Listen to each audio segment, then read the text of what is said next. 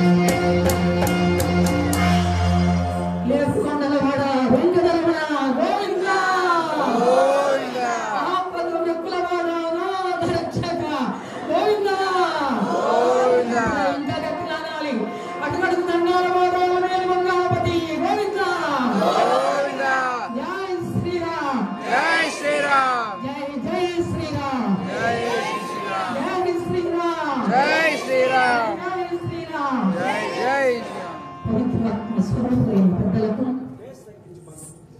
పండిత ప్రకాశులకు, సాధ్వీమతులకు, సోదరులకు, సోదరీమణులకు, కళాకారులకు, కళాభిమానులకు, కళా పోషకులకు, కళారాధకులకు, కళాభినేత్రులకు, కళా హృదయులకు మా బృందం పక్షాన అందరికీ శిరస్సు నుంచి నమస్కారం తెలియజేస్తూ, తిరుమల తిరుపతి దేవస్థానంలో అన్నమాచార ప్రాజెక్టులో మేమందరం కూడా స్వామివారి సేవ చేస్తూ కొన్ని సంవత్సరాలుగా వెంకటేశ్వరుని ఆశీస్సులతో ఆయన సేవ చేస్తూ దేశం నలుమూలలా కూడా ఆయన భక్తిని ప్రచారం చేస్తున్నారు. ఎన్నో తెలియని భారతాలు, ఎన్నో తెలియని విడిపదాలు, 5 రాష్ట్రాలలో స్వామివారి ఆశీస్సులతో, మా గురువుల ఆశీస్సులతో, నా తల్లిదండ్రులు నాకు ఇచ్చిన ఈ సంపదలు ఎక్కడెక్కడో తిరుగుతూ స్వామివారి దగ్గర సేవకు పరమాత్మ ఏకో జన్మ పుణ్యమో అది అందరికీ లభ్యం కాదు. ఇలాంటి పవిత్రత్వం పేరంటే కూడా అందరి వల్ల కాదు. దైవం మనుషులు పేరు పరమాత్మ మనుషులకు వస్తారు. ఇదిగో ఉండడానికి మనం ఎన్నో రకరకాల సేవలు తయారు చేస్తాం, దానికి లక్షలు ఖర్చు పెడతాం. కానీ అది మళ్ళీ చెప్తాను, ఎందుకంటే కళాతీతమైనది. కథలోకి వెళ్ళిన తర్వాత ఆ కథ జరుగుతూ ఉండగా మళ్ళీ మనం చూస్తున్నాం.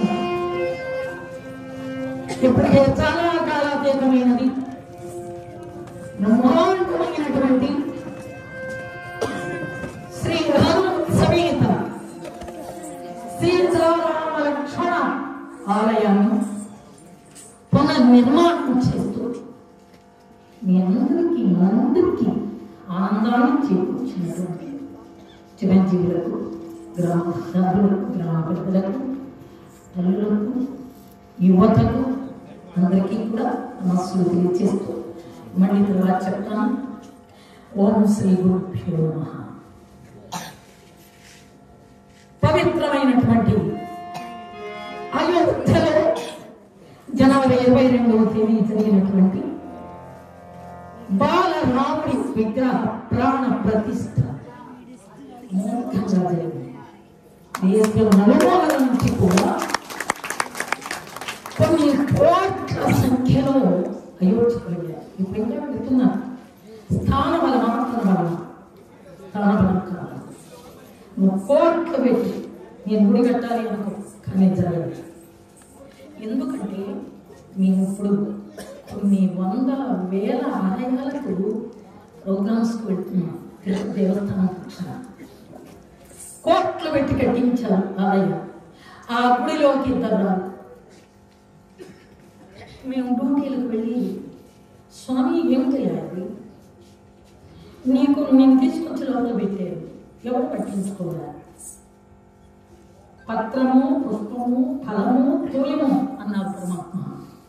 ఏమి లేదు, ఊరికే గుడి కట్టించాలి. కోట్లు ఏం ప్రయోజనం, ఎవరికి ప్రీతి? పరమాత్మ ఎందుకు ఆ గుడిలో ఉంటారు? ఉండడు, మనుషుల హృదయంలో ఉంటారు పరమాత్మ. ఆయన కోరుకున్నటువంటి వారి చేత తను చేయించుకుంటాడు. అదే పరిస్థితి నాకు జరిగింది. నేను పుట్టిన మండులైనా నా పుట్టిన మంచాలి.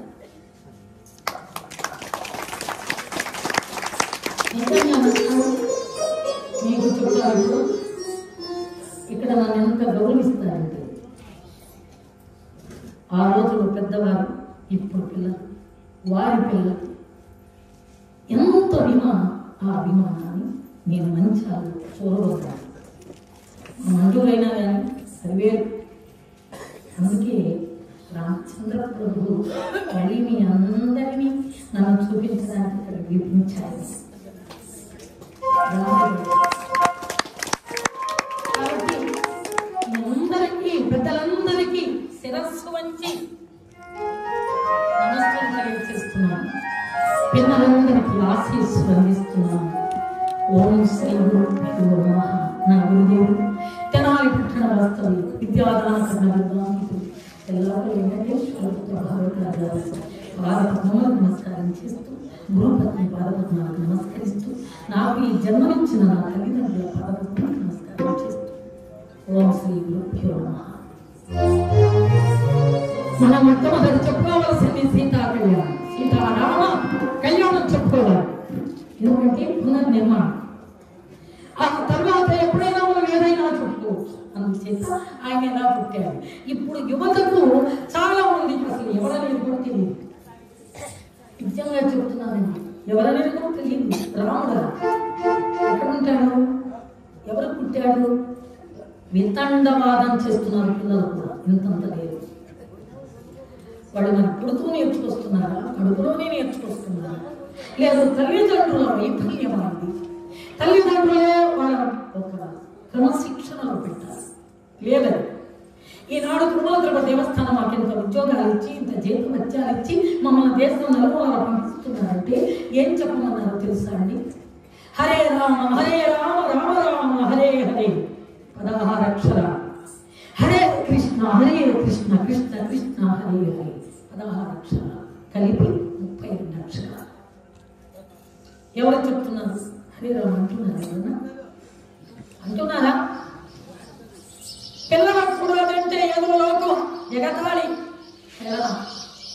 కాబట్టి ఇలాంటి పవిత్రమైన స్థలము మరింత పొద్దుపోయిన బ్రహ్మాండమైనటువంటి స్వామివారి అందరూ కూడా వచ్చేసి ఎంతో పవిత్రంగా హోమాన్ని కూడా దిగ్విజయం చేశారు. వారికి కూడా మా హృదయపూర్వక నమస్సులు తెలియజేస్తున్నాము. మహాత్ముల ఇంతవరకు అందరూ కూడా తీర్థ ప్రసాదాలు తీసుకుని హోమంలో పాల్గొని స్వామి కృపకు పాత్రులైన మీ అందరికీ కూడా నమస్సులు తెలియజేస్తున్నాను.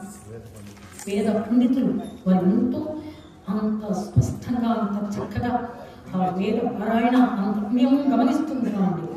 ఎవరు ఎలా చెప్తున్నారా, అందువల్ల వారికి హృదయపూర్వక అభినందనలు నమస్సులు.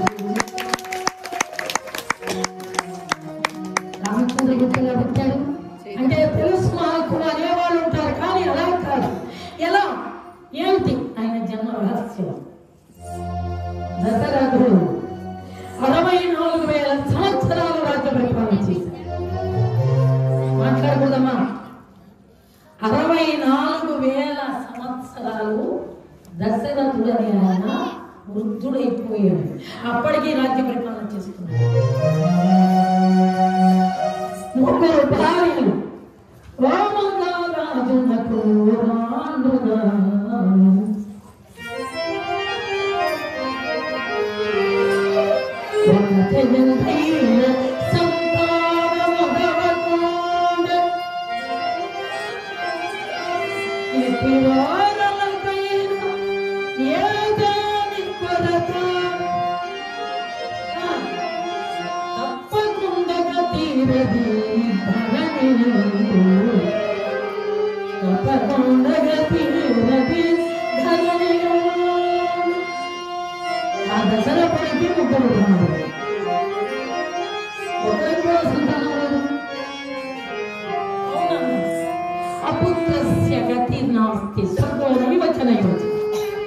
బిడ్డలు లేకపోతే స్వర్గంలో కూడా దారి దొరకదట. పిల్లి పిల్ల కూడా ఇంట్లో మాట్లాడకూడదు, దయచేసి నా వైపే ఉండాలి దృష్టి. పిల్లి కూడా పిల్లలతో చెప్తుందట, తన పిల్లలతో ఆ ఇంటికి వెళ్ళొద్దు నాన్న, పిల్లలతో చెప్తుందట పిల్లి. ఎందుకే అమ్మా అని అడుగుతారు పిల్లలు. అడిగితే ఏం లేదు నాన్న, ఆ ఇంట్లో పెరుగు బొవ్వ పాలు దొరకదు. ఎందుకు వెళ్ళదురా, ఆ ఇంట్లో ఎందుకు వద్దు, ఇంటికి పోదు తల్లి చెప్తుందట పిల్లి. అలాగా అపుత్రస్య గతిర్నాస్తి స్వర్గోదయమే చనైవచ. పిల్లలు లేకపోతే స్వర్గంలో కూడా దారి లేదు, వెళ్ళమంటారు, స్వర్గ ద్వారాలు మూసుకుంటారు. కాబట్టి 3 ఆ భారత కౌసల్య సుమిత్ర కైక ఎలా వేళలా ఏడుస్తూనే కూర్చున్నారట. పార్వతీ పరమేశ్వరులను వేడుకుంటున్నారట. అమ్మా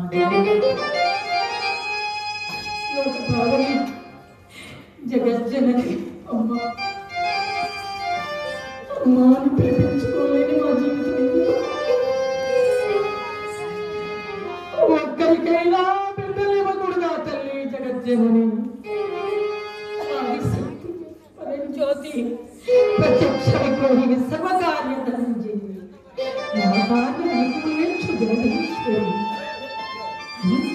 ఆ తల్లిలో దశరథుని భార్యలో ఎలా వేళలా పార్వతీ పరమేశ్వరుల పాదాల చెంత కూర్చొని కన్నీళ్లు మున్నీరుగా లభిస్తున్నారు బిడ్డలు.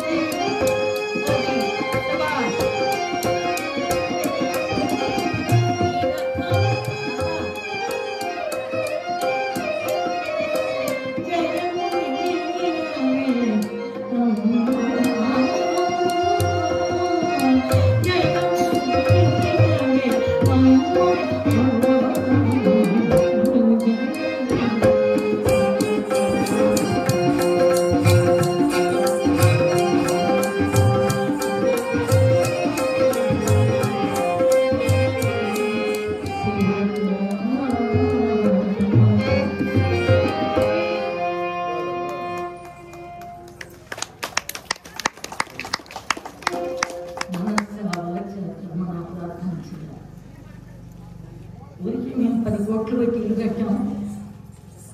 డూప్లెక్స్ ఇల్లు, 5-6 బెడ్రూమ్.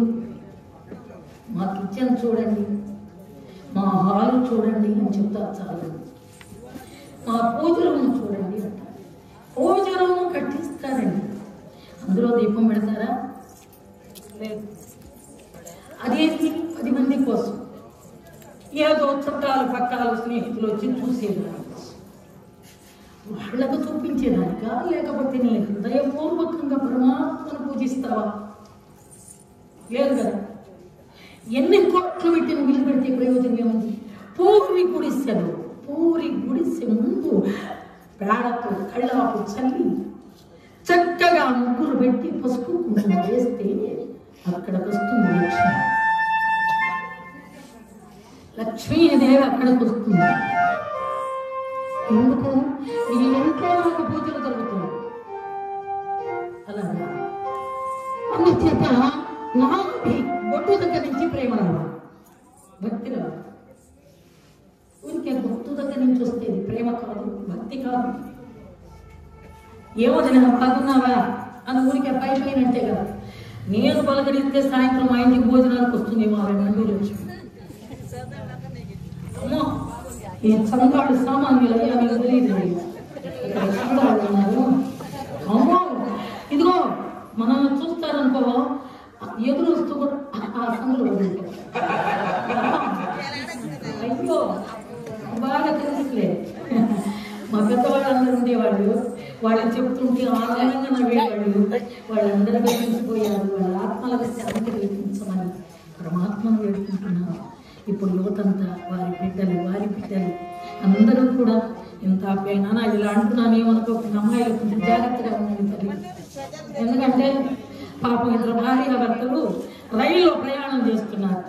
మా చందాల గురించి పనిచేయదు.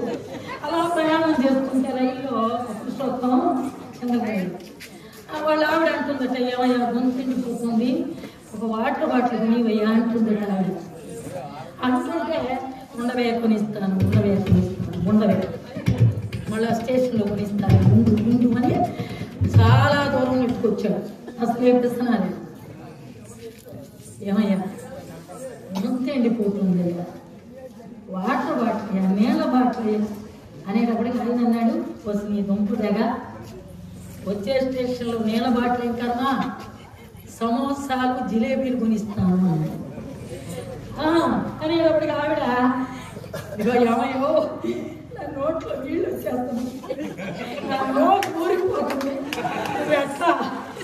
ఎట్లా జిలేబీలు సమోసాలు కొనిస్తున్నాను నా వాటర్ బాటిల్తో పాటు. పోనీలే ఎంత దూరం అయినా అట్లాగే వస్తా, ఎందుకంటే నోట్లో నీళ్ళు వచ్చేస్తా నేను అంటుంటే ఎంత మంచి ఆయన అయ్యా అన్నాడు. మంచిగా పాడదు.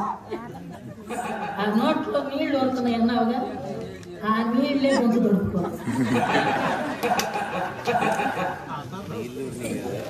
ఎట్లా అంటాడు మా చందాడు, అమ్మాయిలు కొంచెం జాగ్రత్త బిడ్డలు. ఎందుకంటే మళ్ళీ ఎదురు పడితే మన నీళ్ళు వద్దా అందువల్ల. కాబట్టి అలా కాదండి, తల్లులు ఎలా వేళలా జగన్మాతను వేడుకుంటుంటే ఆ జిలేబీ లేదు, సమోసాలు లేవు, ఏమేమి లేదు. ఆ నోట్లో నీళ్లు ఊరుతున్నాయి అందగా ఆ నీళ్లతో గొంతు తడుపుకోమన్నాడు. ఓరి పిసినారు సచ్చినోడా అని తిట్టింది. అలాగా ఈ రాణుల ముగ్గురు బాధపడుతున్నారు దానికోసం. అమ్మా మనం పెళ్లికి వెళ్ళినాం, పేరెంటానికి వెళ్ళినాం, ఇలాంటి చోటుకు వచ్చినాం, ఎక్కడికి వెళ్ళినా 10 మంది అమ్మ లెక్కలు పోయి అలా కూర్చున్నప్పుడు ఏమా నీకు ఎంతమంది మా పిల్లలు అని అడుగుతారు, సహజమని. అంతేగాని నీకెన్ని పట్టు చీరలు ఉన్నాయి, ఎన్ని నగలు ఉన్నాయి, నీకెన్ని ఆస్తులు ఉన్నాయి అని అడగరండి. నీకు ఎంతమంది అమ్మ ఆడపిల్లలు ఎంతమంది సహజమని అంటారు. కాబట్టి ఎక్కడికి వెళ్ళాలి, ఏం చేయాలి తల్లి జగన్మాత అని ఆ తల్లుల ముగ్గురు బాధపడుతుంటే ఆ వాళ్ళను చూసి దశరథుడు బాధపడుతున్నాడు. ఆ వయస్సు మళ్ళీ దశరథుడు. అప్పుడు వాళ్ళ గురువు గారు వశిష్ఠుడు, దశరథుని గురువు గారు వశిష్ఠుడు. ఆయన అన్నాడు, నాయన ఎందుకు బాధపడతావయ్యా, తప్పకుండా నీకు సంతానం కలుగుతుందయ్యా దశరథ. ఏమిటి నాకు నీ వయస్సులో అవ్వ ఎవరైనా నవ్విపోతారు గురుదేవా, నాకేమిటి ఈ వయసులో సంతానం ఏమిటి, అయ్యయ్యో అని ఆయన ఏమంటాడో తెలుసా పెద్దలారా. ఈ పద్యాన్ని ఎంత చక్కగా ఆదిభట్ట నారాయణదాస్ గారు రచించారంటే, ఎండమాముల నీటి నుండి ఎట్టుల చల్ల తెమ్మెరయ్యేచి తీర్చు తప్పి కుదేలదిరి తన కొనవాడి కొమ్ముల గుచ్చి పులి నేల గూర్చుటెట్టు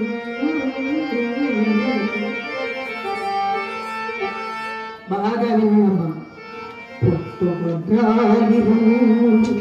చేపునకు వచ్చు పసికి పాకలి బాపుటెట్టు గాడి విప్పున పద్దాబెట్టు ఎండమాపుటెట్టు ముట్టినటెట్టు ఈ ముసలివానికి సంతతి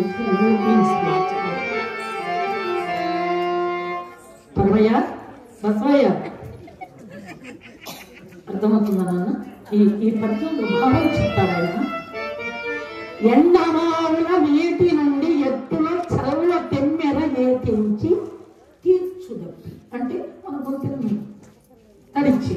అంటే ఇప్పుడు మనము మీకు ఎగ్జాంపుల్ చెప్తా, ఉదాహరణ. పిల్లలందరూ ఉన్నారు, రోడ్లో వెళుతూ ఉంటాం. రోడ్లో వెళ్ళేటప్పుడు మనం బస్సులోనో కారు ఏదో వెళుతున్నప్పుడు బాగా గమనించండి, దూరంలో నీళ్ల తడి ఉన్నట్టు కనపడుతుంది. ఎండ ఎక్కువి, దీన్ని ఏమంటారంటే ఎండమావులు అంటారు. బాగా గమనించండి నాన్న, చదువుకునే పిల్లలు. అది చూసి మనం ఇదేంటో మన ఊళ్ళో వాళ్ళు ఏదేవానా, ఇక్కడేమిటి తడిగా ఉంది, ఇక్కడ వర్షం పడింది ఏమిటి అనుకుంటాం. నాన్న మాట్లాడదమ్మా, అమ్మా ఇక్కడ పడింది ఏమిటి వర్షం అనుకుంటాం. దీన్ని ఏమంటామంటే ఎండమావులు. అమ్మో అక్కడ నీళ్ళు కదా, త్వరగా పెట్టి గుర్తు దొరుకుతుందాం అని పరిగెడితే అక్కడ నీళ్ళు అలా కనిపిస్తుంది, మన కంటికి భ్రమ కల్పిస్తుంది. ఎండమావుల నీటి నుండి ఎత్తుల చల్ల తెమ్మించి తీర్చుదప్పి కుందేలెదిరి తన కొనవాడి కొమ్ముల గుచ్చి పులి మేల కూర్చుటెట్లు. కుందేలు కొమ్ములు ఉంటాయా? కుందేలు కొమ్ములు ఉంటాయా? ఉండవు కదా. మరి కుందేలు వెళ్ళి ఆ కొమ్ములతో ఆ పులిని గుచ్చి దాన్ని చంపడం ఏమిటి వింత కదా. దశరథుడు అంటున్నాడు గురువు గారు, కుందేలెదిరి తన కొనవాడి కొమ్ముల గుచ్చి పులి మేల గుచ్చుటెట్లు. గాడి నిప్పున కమలము పద్మము కలుపుటెట్లు. గాడి నిప్పు, అందులో నుంచి పుష్పం వస్తుందా? వస్తుందమ్మా. గాడి నిప్పు మండుతూ ఉంటుంది, అందులో నుండి అగ్నిగుండంలో నుంచి పుష్పం వస్తుందా? లేదు. ఎండ మాపుండుటెట్లు ఎద్దు ఈనుటెట్లు. ఎండ మాపటి వేళ చీకటి పడితే ఉంటుందా? సూర్యాస్తమయం ఉంటుందా? ఎద్దు ఈనుతుందా? సహజము మారుతుందా? ఈ ముసలి వాడిన దశరథుని పిల్లలు పుడతారా? అవ్వ ఎవరైనా వింటే నవ్విపోతారు. గురుదేవా వద్దు, ఇవన్నీ నేను వినలేదు, నాకే వినిపిస్తుంటాను అని ఇన్ని రకాలుగా దశరథుడు అంటాడు. అందుకే అమ్మా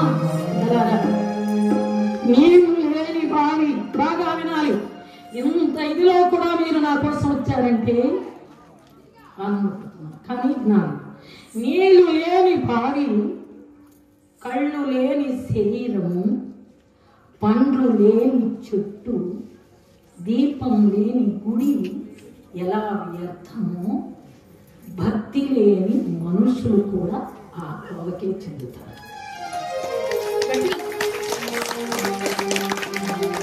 మానవ జన్మ మనకిచ్చాడు పరమాత్మ. ఎందుకు భక్తి చేయకూడదు? దీపం లేని గుడి, పండ్లు లేని చెట్టు జోలికి వెళ్ళవద్దు ఎంత అందంగా ఉన్నా.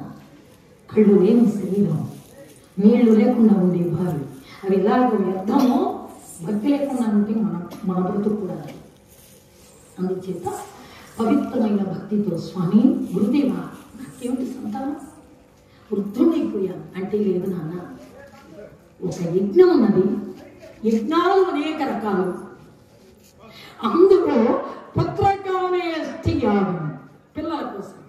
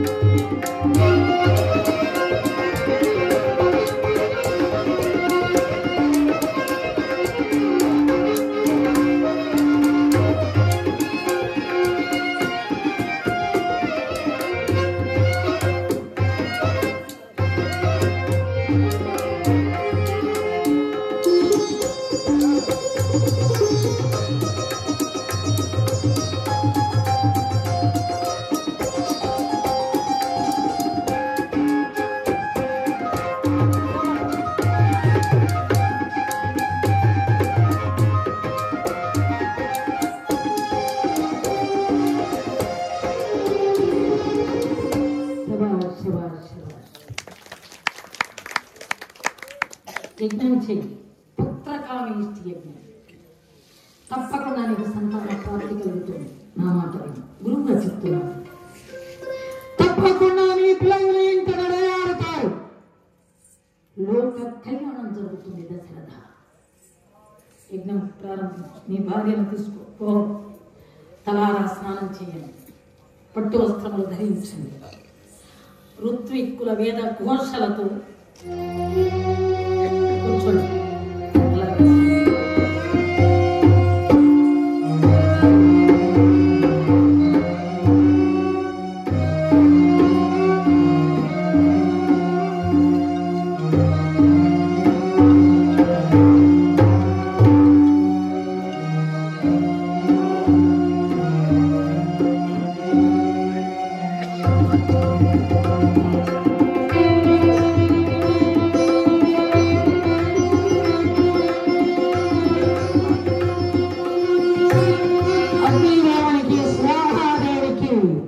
అర్పణ చేశారు, అగ్నిలో ఆజ్యం పూశారు, ఏమేమి కావాలో ఆ దంపతులిద్దరికి సమర్పించారు.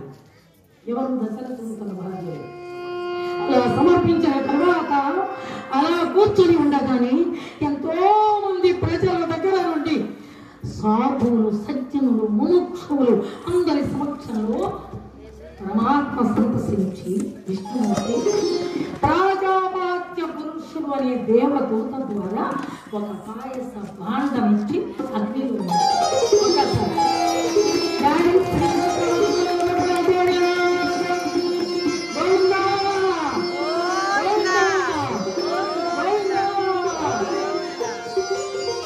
ప్రాజాపాత్య పురుషుడు దేవదూత విష్ణుమూర్తి చెప్పాడు, నారాయణ ఆ దశరథునికి మన భార్యలకి ఆగ్నేస్వామి అగ్నిలో నుంచి వచ్చాడు, కిరీటధారి, సర్వాభరణ భూషితుడై. అలా భాండం తెచ్చి రహస్యాన్ని దశరథుని చేతిలో పెట్టాడు.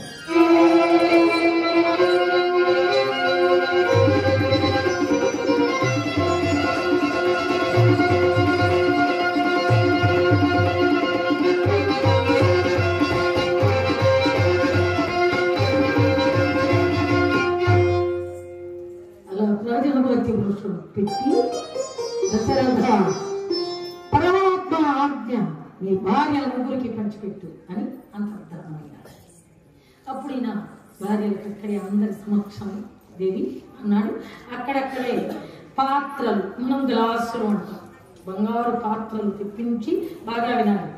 ఆ పాత్రల్లో సమంగా పోసాడు ఈ పాయసం. ఏమన్నా తాగేదానికి కమ్మగుండదు, తాగొచ్చుదా? అయ్యో, ఇప్పుడు భోజనాల బంతిలో కూర్చుంటారు కొంతమంది. ఇప్పుడు ఫ్యాషన్ పిల్లలు, ఆడపిల్లలు ఎంతో మునేళ్ళు పెట్టి పక్కన ఎవరన్నా తినగలిగిన వాళ్ళు కూర్చున్నారు అనుకో, వాళ్ళు చచ్చారు. కడుపు నిండా తినేది పక్కనతో పాటు వెళ్ళిపోవాల్సింది. ఎందుకు ఆ ఫ్యాషన్? జీవాత్మను తృప్తిపరిచేదానికి ఫ్యాషన్ ఎందుకండి? ఆకలిని కడుపులో ఒక ప్రక్కన పెట్టుకొని పక్కన వాళ్ళని చంపడం ఎందుకు? అలాంటి వాళ్ళు అక్కడ కూర్చోకూడదు. ఫ్యాషన్ అయిపోయింది బాగా. ఆడపిల్లలు, మగపిల్లలు నేను ఆడపిల్లలు ఎక్కువ ఫ్యాషన్ చూపిస్తే చాలా తప్పు. కడుపు నిండా తినండి. జీవాత్మ పరమాత్మ, జీవాత్మను ఎప్పుడైతే మీరు తృప్తిపరుస్తారో అప్పుడే మీకు మేలు కలుగుతున్నది. మీ వెంకటేశ్వర ఇది యథార్థం. అలాగా ఈయన కౌసల్యకు పోసాడు, సుమిత్ర కైకేయికి పోసాడు. నాన్న పోసిన తర్వాత ఈ కైకే కౌసల్యంది చెల్లి కొంచెం పోసుకోవాలి పట్టు.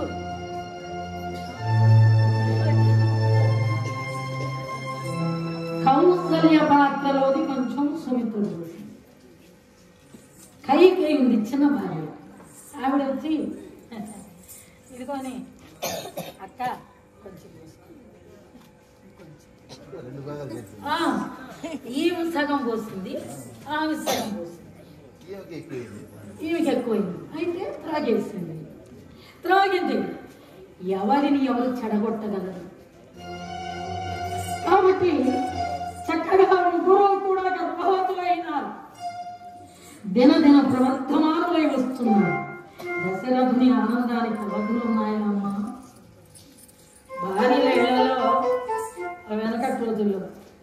మట్టి పిల్లలు ఏరుకొని తినేది. వదిన బియ్యం ఏమైనా ఏరు పెట్టాలా వదిన? నేనేరు పెడతాను. మట్టి పిల్లలు ఇక్కడ మాకు చాలలో పడతాయి కదా. ఇప్పుడంటే ఏదో ప్లాస్టిక్ బియ్యం మొత్తం కలుపుకొని కుట్టేది అయిపోయింది. ఇప్పుడు ఆ మట్టి పిల్లలు కూడా దాని పట్ల మాకు పల్లెల్లో అయితే చాలలో పండిన బియ్యం, కమ్మని బియ్యం, అవి తింటే శ్రేష్టం, అవి తింటే బలం అని ఎంతమందికి తెలుసు? కమ్మటి మట్టి, చెవులు మట్టి, ఆ మట్టి పిల్లలు వదిన బియ్యం ఏమైనా ఏరు పెట్టాలి? నేను ఏరు పెడతాను అనేది ఇళ్లకు వెళ్ళేది ఏరియా ఆ మట్టి పిల్లలు. ఎందుకు? గర్భవతులుగా ఉన్నప్పుడు అలా తినాలని కోరిక. కొంతమంది పుల్లగా చింతకాయ, మామిడికాయ, బూడిద ఏంటి నల్ల బొగ్గులు ఒక్కొక్క నోట్లు వేసుకొని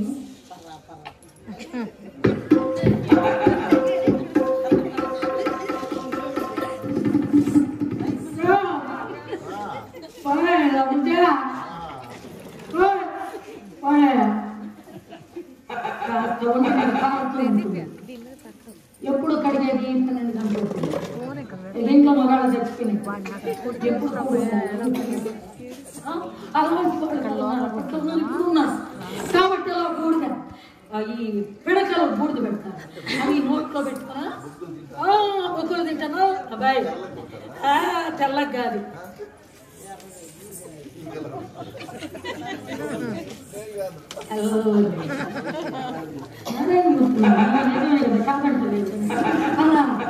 అలాంటి రకరకాల మనస్తత్వాలు కలిగిన ఆడవాళ్ళు దేవి నీకేమైనా కావాలా అంటున్నాడు దశరథుడు. నీకేమైనా కావాలా, ఏమైనా తింటారా అని అడుగుతాడు. అందుకే మీకు ఒక జానపద గీతం వినిపిస్తా. గర్భవతుల ముందుకు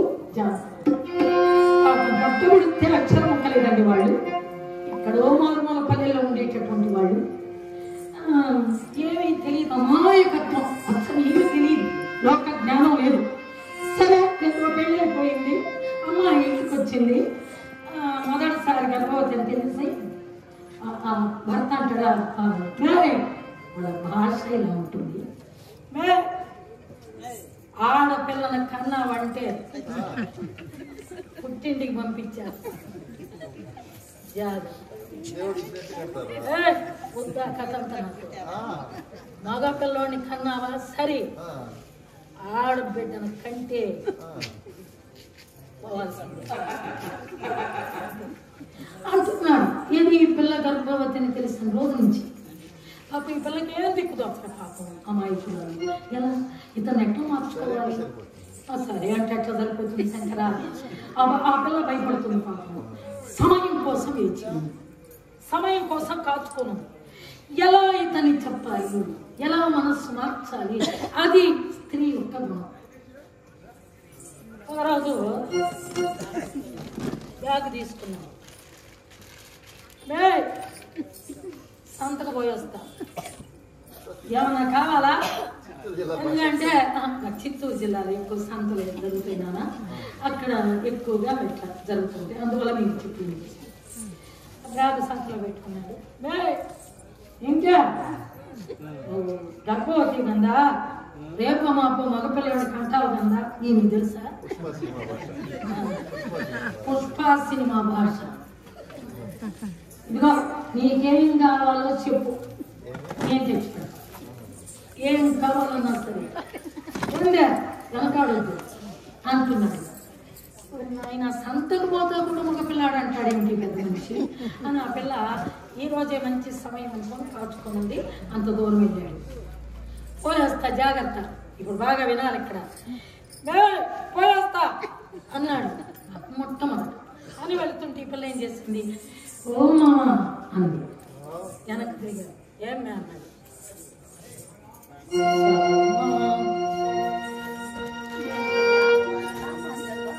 ఏమి దేవతలేరా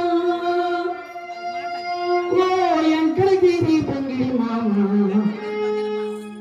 ఏమి దేవతలేరా, అబ్బో అన్నీ తెలిసింది, ఏమి దేవతలేరా ఓ ఎంకడగిరి బంగిడి మామ.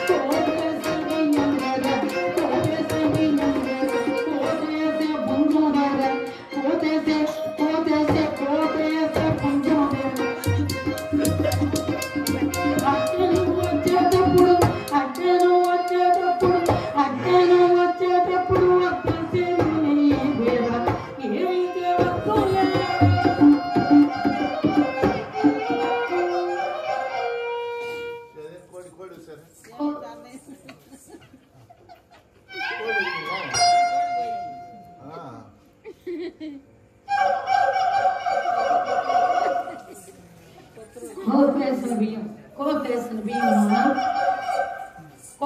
బియ్యం అంటే ఏందన్నా అన్నాడు భర్త. ఏం లేదు మామ, పక్కన పల్లెటూళ్ళు వాళ్ళంతా ఆ అమ్మోళ్ళు ఆ అక్కోళ్ళు అతల గీరుకుంటా ఆ అమ్మోళ్ళు ఆ అక్కోళ్ళు ఆ అన్నోళ్ళు దంపుడు బియ్యం తీసుకొని సంతలోకి వచ్చి అమ్ముతున్నాము.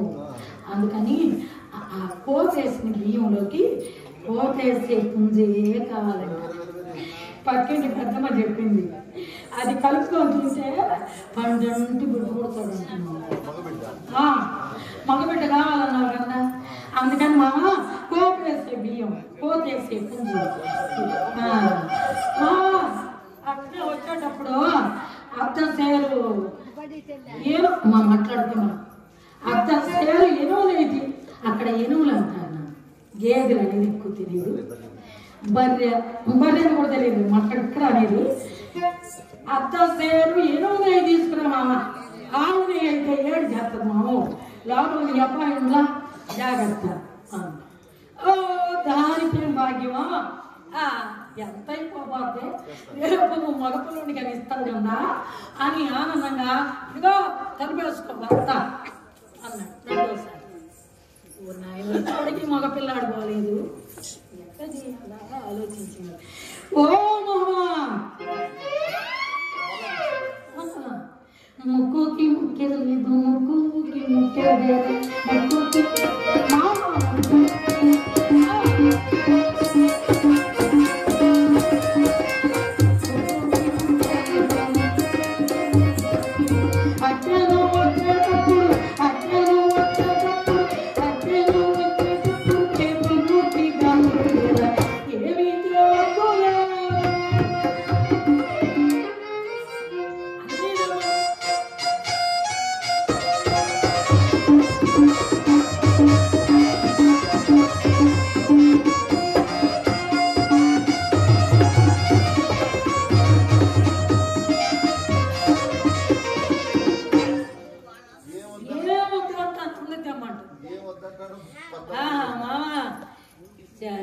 చేతిలో గ్లాసులు తీసుకుంటాను. ముక్కుకు ముఖ్యం లేదు, ఏదో నా కోరిక ఏం కావాలంటున్నావు కదా. అదే అదే ఎర్రరాయి ముక్కు తీసుకుందామా అంది. అంటే అతను అన్నాడు, దాని ఏం పోయిందమ్మా, బండ్ల మీద పెట్టుకుని 5 రూపాయలకి 10 రూపాయలకి అమ్ముతారు, అది తెస్తాను. ఏంటి నీకు మాత్రం మగపిల్లోని కనియాల, నాకు 3 రూపాయలు 5 రూపాయలు కమ్మగా, 5 రూపాయలు 10 రూపాయలు గాజుల ముక్కు పుల్లల నాకు వద్దు. సరేంటేమంటారు, బంగారం పో, బంగారు షాపుకు పో, గాజు నన్ను ముక్కు పుడక తీసుకో అంది. మనవాడు సగం అయిపోయాడు, బంగారు అంగడి అనేటప్పుడు సగం అయిపోయాడు. సామాన్యమా బంగారు షాప్ అంటే మేము పోయి వస్తా, వినండి ఇక్కడ హుషారు తగ్గింది, మేము పోయేస్తా జాగ్రత్త. ఇందాకేమన్నాడు, పోయేస్తా అన్నాడుగా, పోయేస్తా జాగ్రత్త అదే దారి వచ్చేసాడు. మగపిల్లాడని అనలేదు, ఇంకోసారి అడిగితే అసలు మర్చిపోతాడు అని ఆ పిల్ల తెలివిగా, చూడండి ఎంత తెలుగు చెబుతా. ఓ మామా ఏమే అన్నాడు. అనేటప్పుడు కాకుండా కాళ్ళకు కచ్చలేవు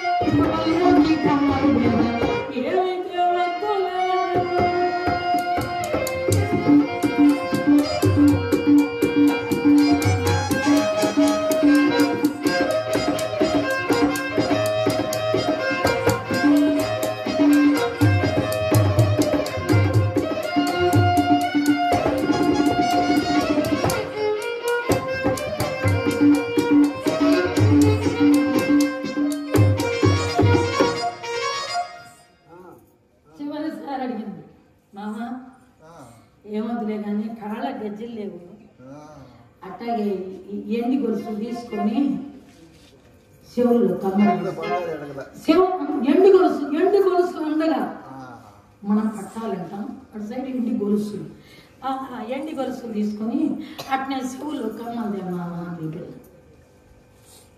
తిరుక్కొని వచ్చాడు.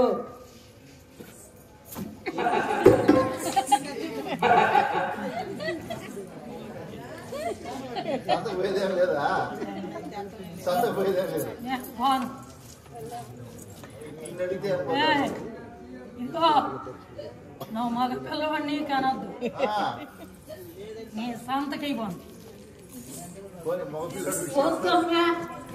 మగ పిల్లవాడిని నువ్వు కనొద్దు, నాకు నేను ఇవన్నీ త్యాగం.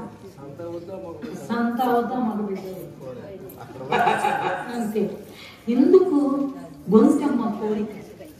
చాలా మంది ఆడవాళ్ళు పులిని చూచి నక్క వాత పెట్టుకున్న సందర్భం చేస్తున్నారు. భర్త ఇంటికి వస్తే చాలు, ఇదిగో ఏమయ్యో పక్కింటి వాళ్ళు ఫ్రిడ్జ్ తెచ్చుకున్నారు.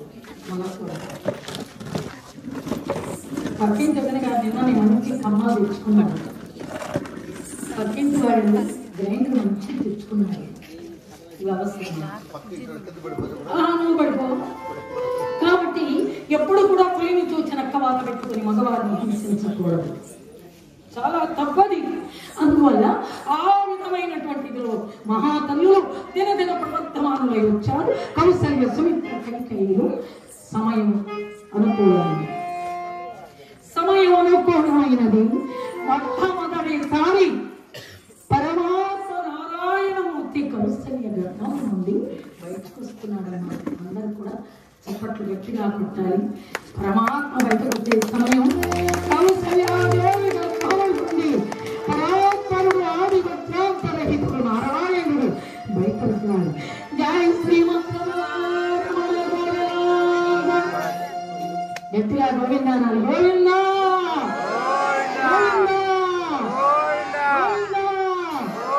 ఎందుకంటే ఇప్పుడు జై శ్రీరామ్ అనుకుంటున్నాం, ఇంకా పేరు పెట్టా. అలాంటి తర్వాత సుమిత్ర గర్భం నుండి ఇద్దరు పిల్లలు వచ్చారు. ఎందుకంటే ఈమె కొంచెం ఆమె కొంచెం పాయసం వచ్చిందిగా.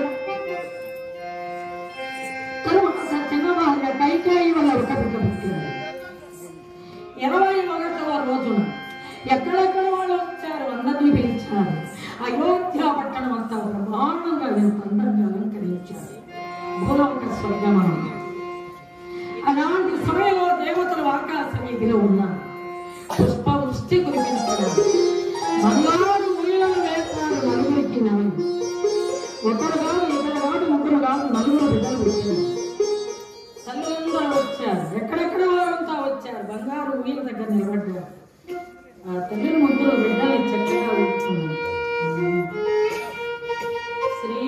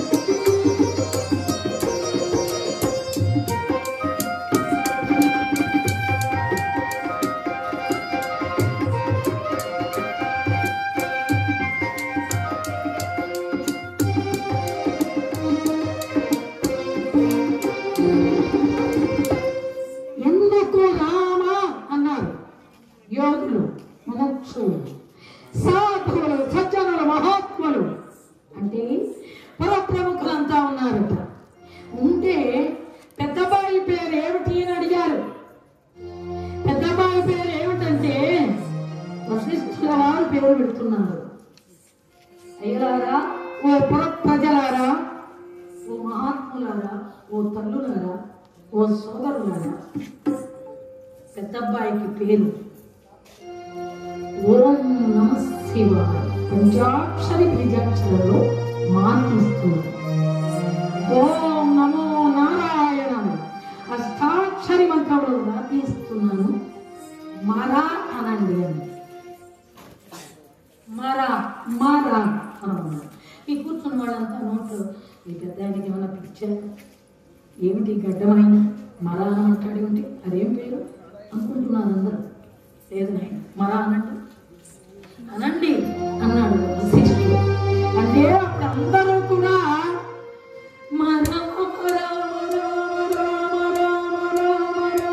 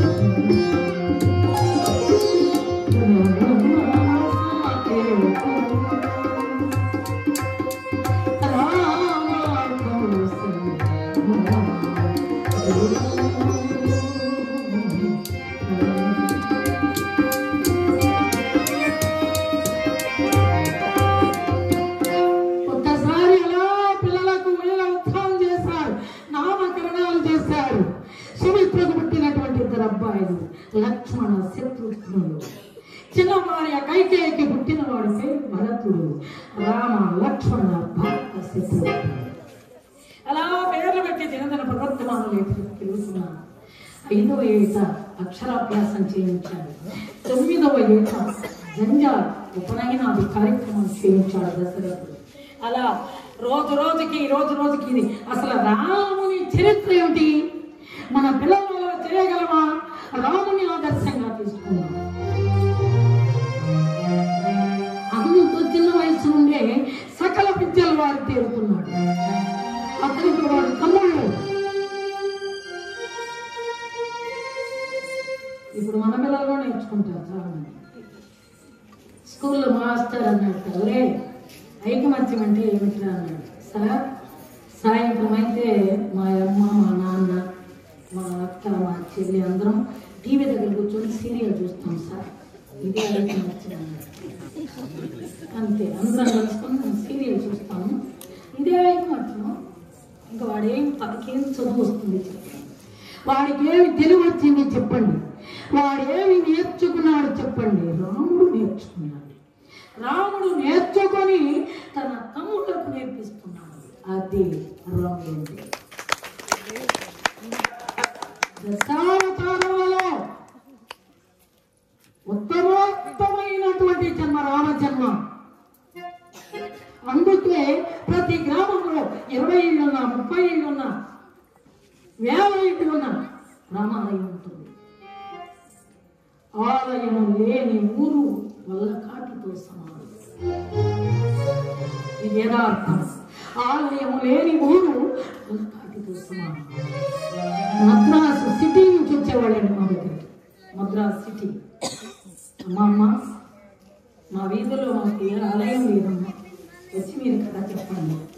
ఆలయం లేకుండా ఎట్లాగన్నాయా? ఆలయం లేకపోతే ఇంత పెద్ద సిటీని మద్రాసు చెన్నై ఆలయం లేకుండా ఈ వీధిలో ఎట్లా ఉండగలుగుతున్నాను అని కొన్ని చెప్పిన తర్వాత ఎంతో మంది మా మాటల ద్వారా ఆలయాలు కట్టించుకున్నటువంటి మహాత్ములు ఉన్నారండి. మా మాటలు తెలుసుకొని ఆలయాలు కట్టించుకున్నారు వారి శక్తి కొను. అలాంటివి ఈనాడు మన మంచాల గ్రామంలో పునఃప్రతిష్ఠ అంటే సామాన్యం కాదు. అది లక్షలతో కూడుకున్నటువంటి. సరే అది వదిలేద్దాం. ఎవరైనా మనకు తోచింది ఏదో మనకు తోచిన చందాలు ఇస్తాం, మనం ఏదో చేస్తాం. కానీ నిలబడి చేయాలి కదా, నిలబడి చేసే దాత కావాలి కదా పరమాత్మకి. నిలబడి స్వామివారిని ఒక చోట చేర్చాలి కదా, ఆ ఒక్కతో చేర్చి మనందరినీ వారి దగ్గర చేర్చాలి కదా. మరి అంతటి శక్తి కలిగినటువంటి వ్యక్తి ఎవరు అని స్వామి ఆలోచిస్తారు. ఆలోచించి ఇదిగో ఫలానా వాడైతే మనల్ని ఎక్కడ నిలబెడతారు వాళ్ళకి తెలుసండి. అందుకే మానవుడైనా ఒకవేళ నేను పొగుడుతున్నానని మాత్రం అనుకోకండి. ఎవరు కావాలండి? మనస్సు కావాలి, భక్తి కావాలి, శక్తి కావాలి, ఎంతో వినయ విధేయత కావాలి, 10 మందిని కూడా మొత్తం చేర్చుకునే శక్తి కావాలి. అందుకే నేను మీకు ఒక్క మాట చెప్తాను. మానవుడే మహనీయుడు, మానవుడే దేవుడు, మానవుడే దానవుడు. అంటే మానవుడే దేవుడు, మానవుడే రాక్షసుడు. దానవుడు అంటే రాక్షసుడు. మనం మాట్లాడుతున్నాం. మానవుడు అనే పేరు ఎందుకు వచ్చింది? మానవుడు అనే పేరు ఎంత గొప్ప పదాలండి. మానవుడు అని 4 అక్షరాలు ఎందుకు వచ్చాయంటే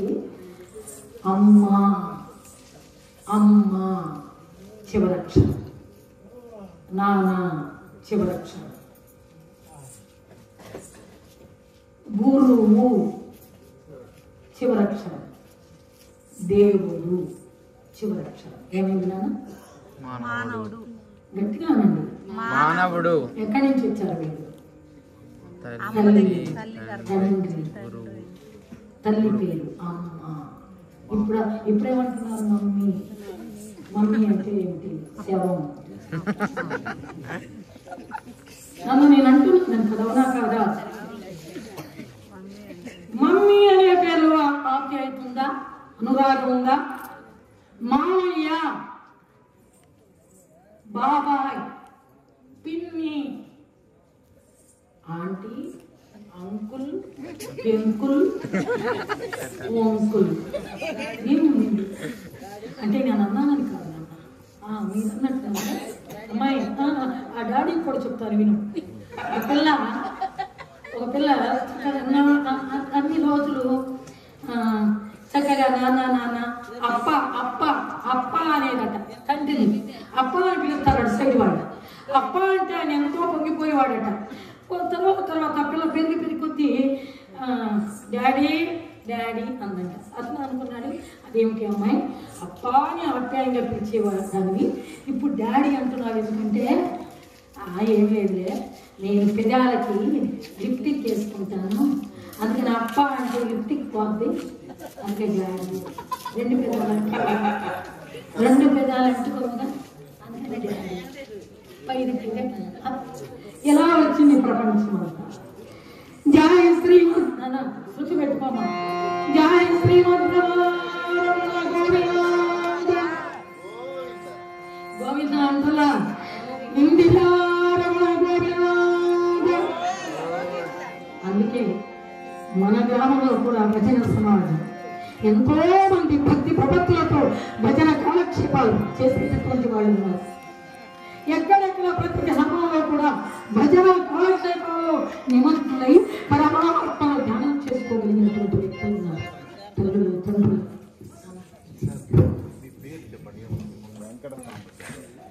గౌరవనీయులు పెద్దలు వెంకట సాంబశివరావు గారు, వారి సత్యమణి శారదా గారు, శ్రీమతి మండు లక్ష్మీ కుమార్ భాగవతాన్ గారికి సన్మాన కార్యక్రమం చీర, జాకెట్టు, పళ్ళు, పూలు గ్రామ తాంబూలంగా మన హరికథ సాంప్రదాయం ఉంది కాబట్టి అలాగే డబ్బులు కూడా ఇస్తున్నారు.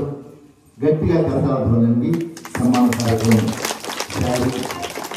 పళ్ళు పూలతో. ఎందుకంటే ఈ గ్రామానికి ఒక ఆడబిడ్డను గౌరవించినట్టుగా గౌరవిస్తున్నారు పెద్దలు. ఆ దంపతులకు అలాగే ఇచ్చేసిన భక్తులకు మీ అందరికీ కూడా స్వామివారు రాముల వారు ఆయురాలకు భగవాన్ కల్పించాలని వారి కొరకు గట్టిగా చెప్పడం గట్టిగా ఉంటారు. ఓం నమో వెంకటేశాయ. జై శ్రీరామ్.